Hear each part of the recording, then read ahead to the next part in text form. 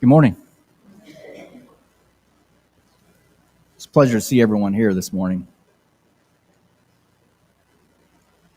Sometimes people fool us.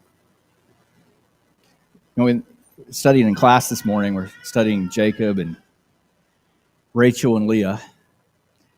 Just imagine the situation there. I mean, if you weren't here for classes, just imagine he's worked 7 years for a woman that he loves to marry her.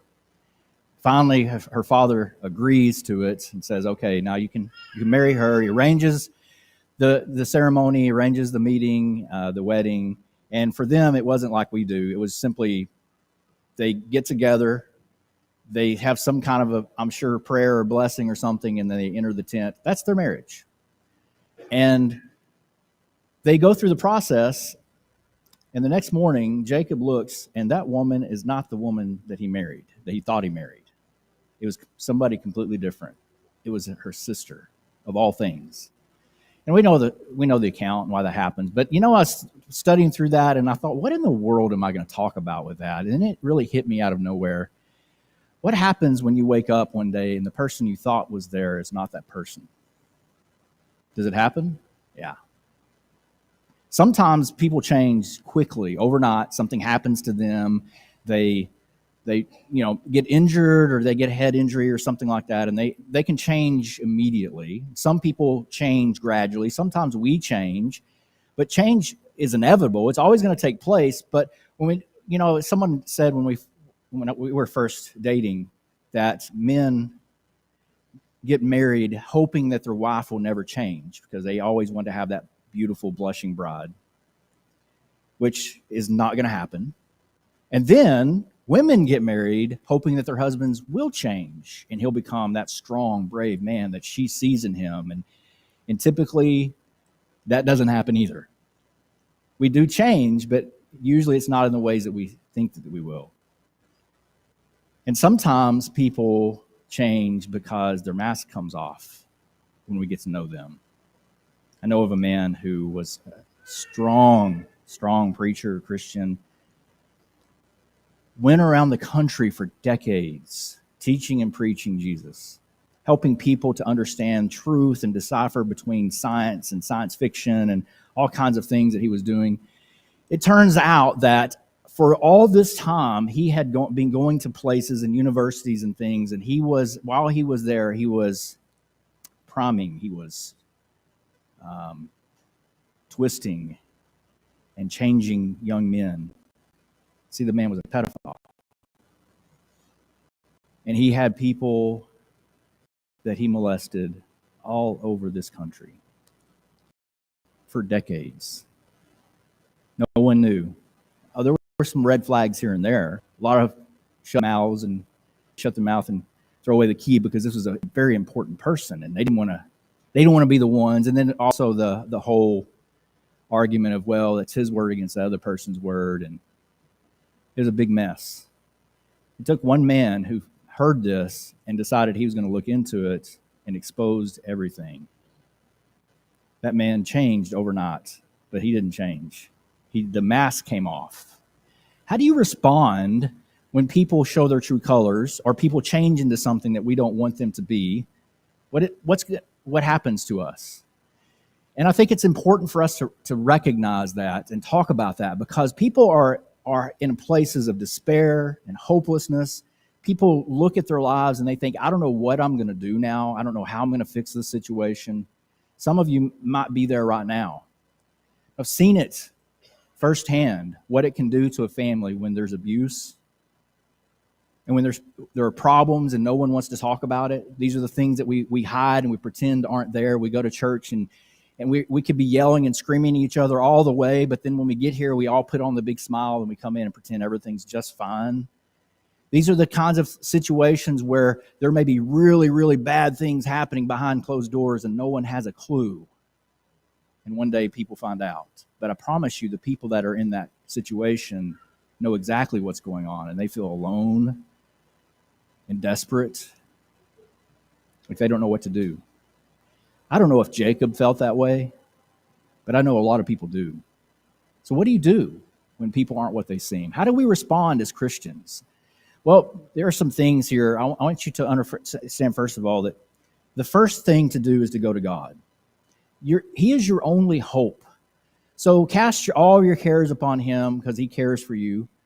Go to God in prayer. Spend more time in prayer. This is something that you have to take care of yourself, and you have to look to God as the source of your strength. He's the only one who can help you through this. And so if you're facing that, you need to go to him in prayer. You need to probably look around also to find other people that you can talk to, but God is first. There's no one who can help the situation better than your Father in heaven, and he wants to. So go to him. That's number one. The second one is to stop beating yourself up.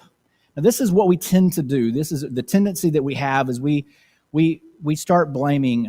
If we become a victim or if bad things happen to us, what we tend to do is we tend to start blaming ourselves for it. We start becoming a victim, and we play into the victim role, and we start believing that we deserve it. That's why we got it. And if I would have just behaved myself differently, if I wouldn't have done this or if I wouldn't have done that, then everything would be okay. But see, this is not about just abuse, but there's a lot of factors, a lot of things. I'm trying to make it a more broad spectrum than just about abuse, but that is included in this. So we need to stop beating ourselves up. If there are things that are going wrong in your life, you need to find ways to own up to it and recognize it. First of all, you're going to beat yourself up because of all the red flags that you missed. I don't know how Jacob could go all night and not realize that it was another woman. But there are probably some red flags here and there. And he ignored them, evidently. We talked about this last week too. Isaac, remember when Isaac he's blind and Jacob comes in and says, hey, I'm your son Esau, bless me. And he sounded like Jacob, but he smelled like Esau, and he felt like Esau because remember his mother put the hair from a young goat on his neck and hands, and Esau was a very hairy man. And so Isaac grabbed him and felt him and said, okay, you're hairy just like Esau. You smell like Esau because he had his clothes on, but you sound like Jacob. Red flag, red flag, red flag, right? And why would he continue on with it? Because we ignore those things sometimes. Well, don't beat yourself up about that because you're a human being. You need to learn how to forgive yourself. This is one of the most important parts of this lesson is to learn to forgive yourself for getting yourself into this situation. Yes, there may have been things that could have been different. Yes, there may have been red flags that you ignored, but that does not matter when you're in it.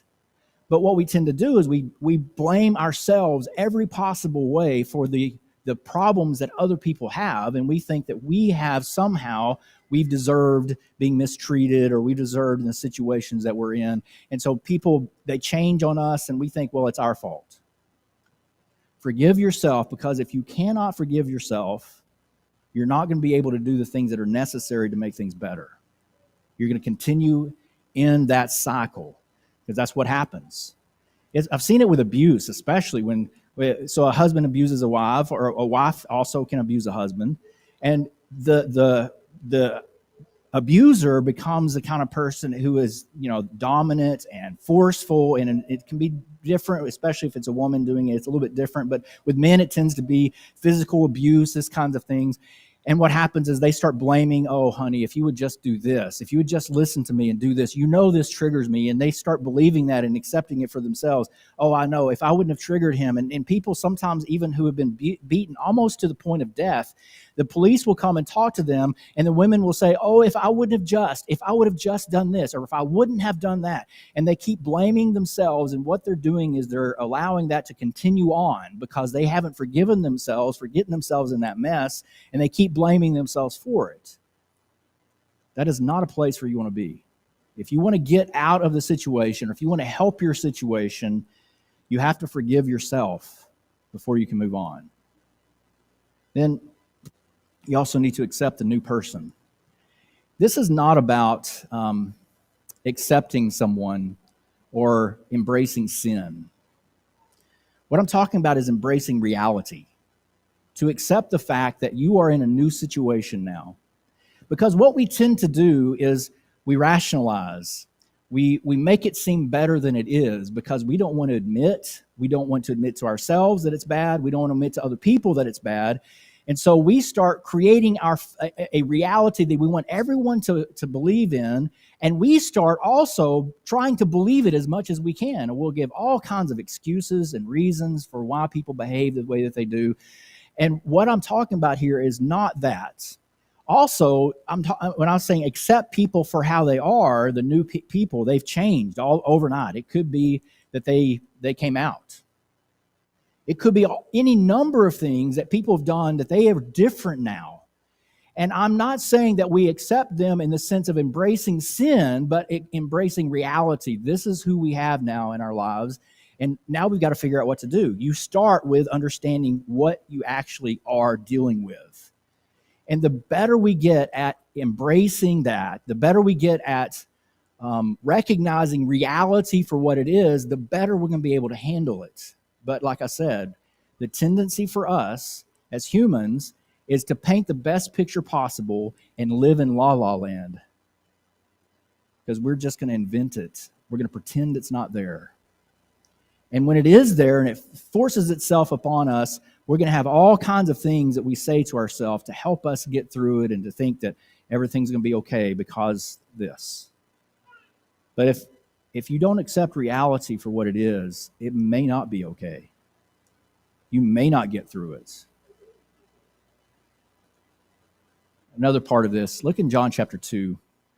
You know, we have to consider the warning before we get into it. And I recognize that, you know, the last slide said to not blame yourself if you ignore the red flags. But I do want to take the time to recognize the fact that if you are entering into a relationship with someone and you start seeing red flags, if you start wondering, okay, is this going to be a problem or is this going to be an issue? Don't ignore those things. You don't want to blow them up if make them too big, but you also don't want to just ignore them. We have to see reality for what it is. Look at the end of here where it says in verse 23, when he was in Jerusalem at the Passover during the feast, many believed in his name when they saw the signs which he did. But Jesus did not commit himself to them because he knew all men and had no need that anyone should testify of man, for he knew what was in man. Now, I wish that we could all be granted that kind of insight, don't you? That we could see, and we could see very clearly how people really are. But in honesty, we can to a degree, because Jesus taught us that we know people by how they behave. Look in Matthew chapter 5, and he's talking in this context, he's talking about false teachers, but the principle applies in so many different ways. Matthew chapter 7, starting in verse 15, he said, beware of false prophets who come to you in sheep's clothing, but inwardly they are ravenous wolves. You will know them by their fruits. Do men gather grapes from thorn bushes or figs from thistles? Even so, every good tree bears good fruit, and a bad tree bears bad fruit. A good tree cannot bear bad fruit, nor can a bad tree bear good fruit. Every tree that does not bear good fruit is cut down and thrown into the fire. Therefore, by their fruits you will know them. Now, he uses the principle, it's the universal principle of by their fruits you will know them, and he says, in application, beware of false prophets. These are the people who are going around teaching false ideas and false doctrines. Just watch how they behave, and you'll be able to tell whether or not they're false prophets or not. It applies in so many other areas. Look at how people behave. You want to know and be able to look at someone and to determine their heart. The key is to watch their actions, because no person acts outside of the things they believe. Now, yes, people do make mistakes. They do sometimes act contrary to what they believe. But even then, in those cases, which we could say are exceptions, even in those cases, there is some kind of thinking process that led them to the point of them doing something wrong. All of us have those flaws. And so my thinking today is not that we go around judging everyone harshly and we look at you. I saw, well, you did one thing a year ago, and so now I'm going to hold that against you for the rest of your life. You can't possibly have grown. No, that's not the point at all. But the point is that we have to see reality for what it is. How do you see reality? How do you see your situation? You look at the things that are done, because that's how you determine. So we have women who are, I just know that if I can just love him more, he'll stop beating me up. That's false. The man does not love you. It doesn't matter how many times he says he loves you. If he loved you, he wouldn't be beating you up, because we act in accordance with the things that we think. And so what do? We've got to see reality. And it's not easy. It's scary. But you're not going to get through the situation. You're not going to deal with the situation until you embrace this new reality that you find yourself in. Also, and this may surprise some of you, but do not forgive quickly. Too quickly. The reason for that I say that is because there's so many people that use forgiveness as a way to continue with bad behavior. And here's an instance of accepting sin instead of dealing with the consequences. Accepting sin instead of accepting reality. We don't want to forgive too quickly. Now, let me explain this a little bit, because first of all, we train people how to treat us. When I heard that like 6 years ago, and my whole mind exploded when I heard that. But of course, we teach people our boundaries. We teach people how we will allow them to treat us. And if we don't allow them to treat us in certain ways, then we're training them and teaching them not to do those things. Now, I recognize sometimes it can be very difficult to do that. Sometimes you can't teach them because they won't listen, or maybe they overpower you, or all kinds of things like this. But I'm telling you, the things that you do, train them, or the things that you allow, train them in how they will treat you. And so I'm not victim blaming. I'm simply talking about reality. What happens a lot of times in abusive relationships especially is that there will be a time of separation. They can't take it anymore. They're scared for their life. They're afraid things are going to go to happen. Then the abuser comes and apologizes. And the one that has been beaten and abused so many times, it feels guilty for not forgiving, because Jesus said to forgive. And so now I have to forgive, and I've got to go back into that situation and hope he doesn't do it ever again. Don't forgive too quickly, because there's a lot more involved than someone saying, I'm sorry. John said, if you want to repent, you have to show fruit worthy of repentance. In other words, your behavior shows more than your words whether you've repented. Your behavior shows whether or not you have changed. And we also have to take in consideration that some people change for a short time, but not for the long time, right? All these are very difficult. I'm not here today giving you all the answers for sure, but these are things we have to consider. Don't forgive too quickly. Consider Matthew chapter 18. And this is what Jesus was talking about with sin. If someone sins against you, I've heard in the past that this used to be something that was done and practiced. I don't see it very much anymore in the church, especially when we talk about abuse. But maybe this is what ought to be done. I remember asking a man, an old preacher, I said, all right, we're talking about divorce and remarriage and all kinds of problems. And I said, so the idea came up of, what about a man that's abusing his wife? Does she have a right to leave? Now, if you want my opinion on that, flee for your life if you must. There is nothing that says you have to sleep in the same house with someone that's hurting you. But I said, what do you do in that case? He said, what we used to do is we used to get together, about 4 or 5 of us, put ski masks on and get baseball bats and take care of that situation. Now, I am in no way saying that we should do that, okay? I'm saying things have changed dramatically, right? That's not what God intends for us to do. That's retaliation. But God did tell us what we should do. Look at what it says in Matthew chapter 18 and verse 15. He says, moreover, if your brother sins against you, go and tell him his faults between you and him alone. If he hears you, you have gained your brother. So now what do? If somebody's hurting you, if they're mistreating you, and whatever it is that they're doing in your life, or maybe they're just sinning in general and it's not hurting you. This is not just about abuse, remember. If they're doing something in their life and they're sinning and they're part of your life, and now you're in a very uncomfortable position where you're watching sin take place, what do? You go to them and talk to them. You bring it up. You say, you don't just ignore it and pretend it's okay. Yeah, I know the argumentation. If I go talk to them, they'll never speak to me again. That's a good possibility. Do you want to do what Jesus said, or do you want to save your relationship? It's a good possibility. It's also very possible that they may make a change. Would you rather have a good relationship with someone who is close to you, who is full of sin, living a sinful lifestyle, and watch them while they go to hell? Or would you rather make an effort and realize that if you take the risk and they change, you get to spend eternity with them in heaven? Which would you rather have? So I promise you, if people don't confront sin in their lives, they're not going to make it to heaven. And you can be complicit in that as well. You can assist them in that. You can enable them to continue in sin simply by ignoring sin. Jesus said, go to them and talk to them. He says, but if he will not hear, you don't just ignore it and say, well, I tried.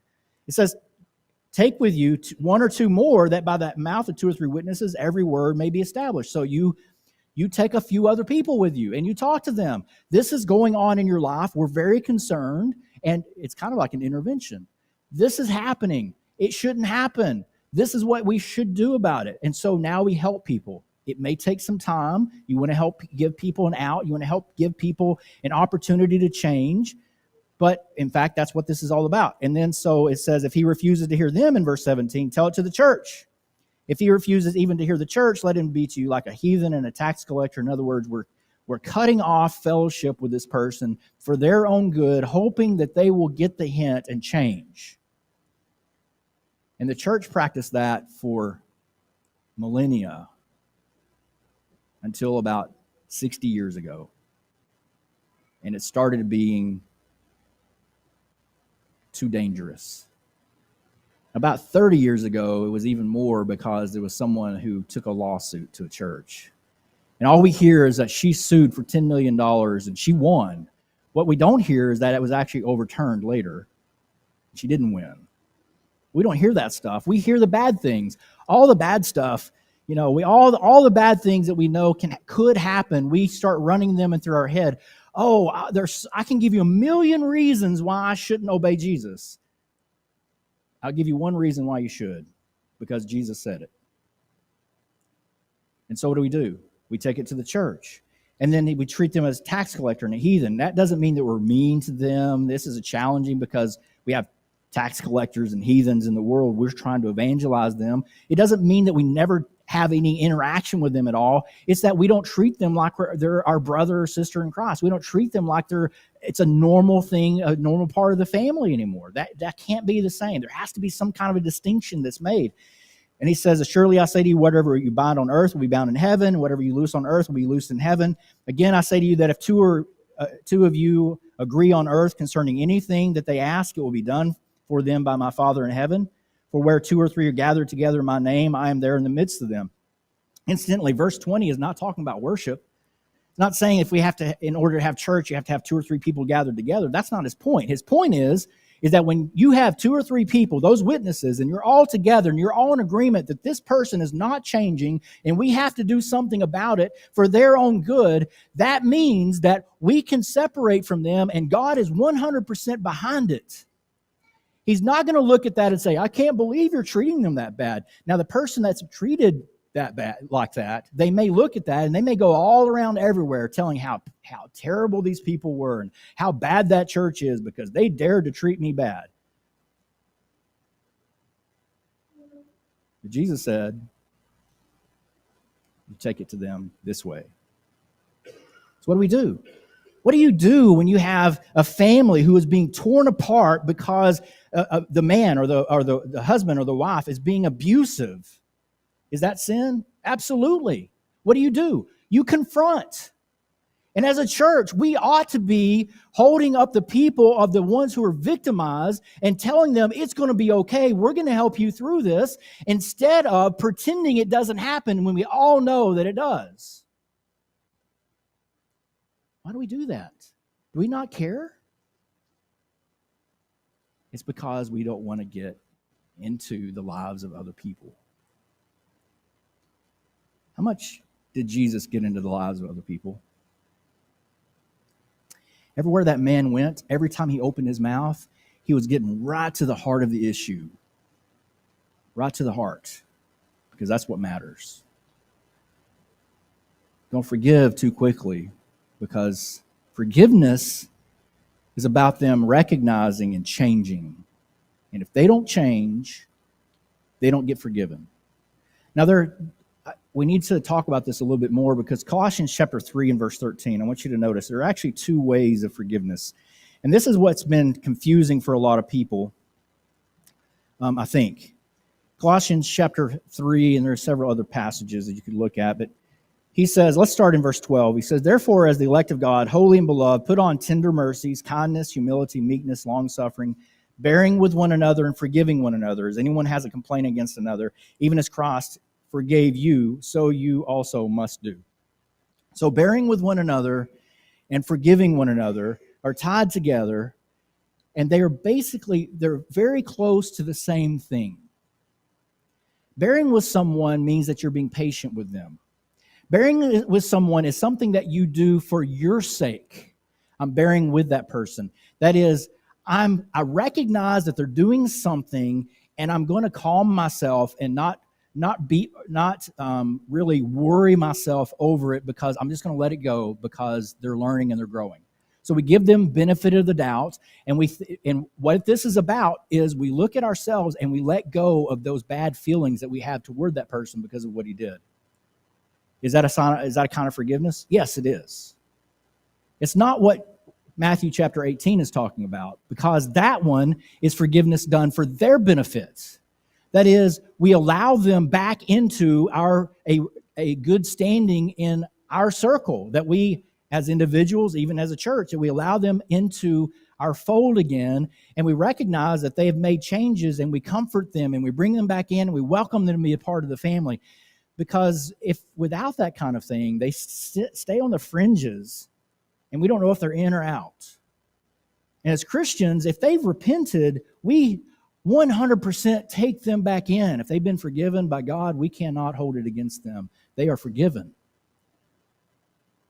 But if they're not forgiven, it's not for them, but we must release it for ourselves.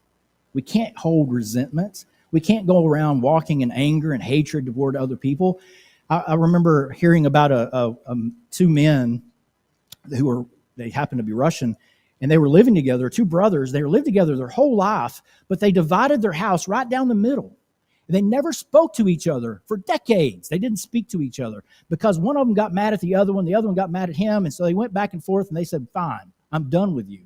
And you know what? They were pretty proud of the fact that they could go their whole life and not speak to the other one, because they held that resentment all that time, because they said, if they haven't repented, I can't forgive them. You know what it did to their hearts? Bitterness. They were both bitter. You can continue to not forgive in the sense of what Jesus said. If they don't repent, you don't have to hold them back and allow them back into your full graces, but you can't continue to hate that person. It's going to tear you up. So forgiveness has two parts. The part that applies to us for our benefit, and the part that applies to that person for their benefit. And we call one forgiveness and the other forbearance. Let it go. Just accept that that's how they are, and don't continue to worry about it, because people only change when they want to change. There's nothing you can do about it.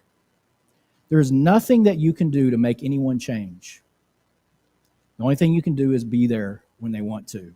You can help guide them if they want to, for you and for them. So don't forgive too quickly. I'm not sure why that went through there again. The last one I want you to consider is not to give up. You don't know what's going on in here. I get so tired of people talking about people who can't change. Our God can change anyone. The Word of God is powerful. If they want to change, they can change. Oh, homosexuals can't change. Pedophiles can't change. Yes, they can. They can. Are we going to have to put safeguards up? You bet. They have to prove themselves, but they can change. They can be in a right relationship with God. Oh, yeah. What about people who are, some people have certain personality types? They're just always going to be that way. They'll never change. They can change. Anyone can change if they want to, with God's help. And that's what he does. That's what he does so well. And so if you're running into someone and they've changed before your eyes, whatever it is, maybe they took the mask off, maybe they've gone off some reason, don't give up hope, because you have no idea what's going on the inside. And you've heard the story of the bamboo tree, that there's a certain kind of bamboo that you plant it, and it puts the roots down for like 5 years. You never see anything. And all of a sudden, one day it shoots up, and then it starts growing like a foot a week. If you didn't wait for the 5 years, you just dug it up, said it's not working, you wouldn't have any of that. God can do it, though. So change takes time. I promise you, change takes a lot more time than you want it to take, both for yourself and for other people. It always does. But it's there. It's possible. Look in Acts chapter 20. Here's some good advice for all of us related to helping other people see truth and change to match it. Verse 26, he says, "Therefore I testified to you this day that I am innocent of the blood of all men, for I have not shunned to declare to you the whole counsel of God." He said he was innocent of the blood of all men because he didn't hold anything back. He told them everything. And if we want to be guilty then of the blood of, what he's saying here, the blood of men, then we just hold back the truth from them and don't tell them what they need to hear. We're complicit in that. We're guilty to some degree in that. But then look in verse 31. He says, "Therefore watch and remember that for 3 years I did not cease to warn everyone, night and day with tears." Don't give up. Now, if you are in a situation where you have someone in your life, it could be a spouse, a sibling, a child, a friend, whatever it is, you're there in their life as a light. Don't just give up and write them off and say, "Oh, it's done. I can't do anything about this. They're just never going to change." Don't do that. Make sure that you're continuing to teach them as best that you can. Give them the information that they need. If they don't want it, there's not a whole lot you can do. Don't try to bully them into a submission, but teach them as much as possible, as much as it depends on you. And look at what he says there. He said he didn't cease to warn everyone night and day with tears. And there may be a lot of tears that come in your life. You may be at a point now where you're going to have to accept a new reality that you didn't want to accept, and that is you have a hard row to hoe. It may be very unpleasant. This is God's work. This is the work that gets the accolades when everything is over and we hear, "Well done, good and faithful servant. Enter into the joy of the Lord." It's not the ability to go and do mission work. It's not the ability to go canvas towns. It's not the ability to have lots and lots of conversions. The real work of God is getting into the hearts of the people in your circle and loving them enough to help them grow into better people, closer to Jesus. That's what it's all about. That's what evangelism is at its heart. And we get so caught up in the easy stuff. We get caught up in the showy stuff. We get caught up in counting how many baptisms we've had and things like that.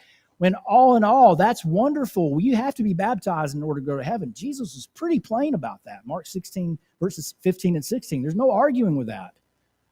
But we're not done there. We haven't changed our lives completely just because we've repented. There's a lot of growth that takes place. And we need other people in our lives who are willing to do the hard work of sitting down and saying, this is how you change. This is what needs to happen. Here's how we can get you there. And if you don't know how to do that, look at your own life and how you've changed and how you've grown and developed, and consider what you did and help other people see the same thing. Because where you are and the journey that you're on, other people are starting where you started. And if you can get to where you are, you can help them get there too. This is God's work. Don't give up. Keep working on yourself and work on other people as well. Well, if there's anything that we can do for you today, I hope that you'll let us know. This is for all of us. We all have these times in our life. We all have these situations and people that we can, that we have that aren't really where they need to be. And all I want to do is encourage today. So if you need some help, need prayers, need to be baptized for the remission of your sins, anything that you need at all, please come as we stand and sing.